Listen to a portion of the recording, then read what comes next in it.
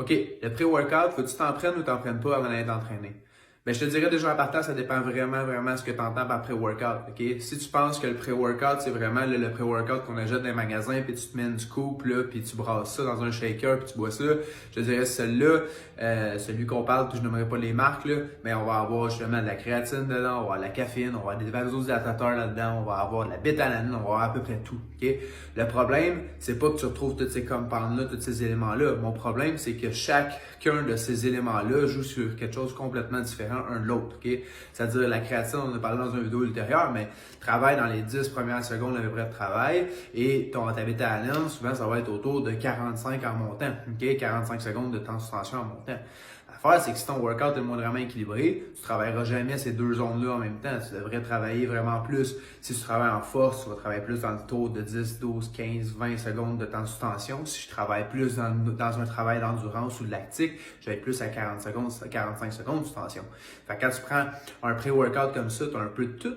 Puis ce qui arrive, c'est qu'étant donné qu'on met tout là-dedans, puis qu'il faut que ça rentre dans une scoop, mettons, c'est que ce qui va arriver, c'est que tes doses ne seront pas effectives pour la majorité du temps. Ça veut dire que si tu aurais vraiment besoin d'une quantité X de créatine ou de bêta-alanine pour que ce soit efficace, ben, tu n'auras jamais ce que tu as réellement besoin. OK? Fait que moi, je te conseille vraiment d'aller identifier certaines molécules, les choses qui vont vraiment t'aider pour tes entraînements. Fait que si je fais un entraînement, par exemple, en force, mais ce que je veux aller stimuler, c'est ma dopamine, c'est mon acétylcholine, c'est des choses que je vais aller stimuler. Il y a des super beaux suppléments qui vont te permettre de juste venir isoler ça.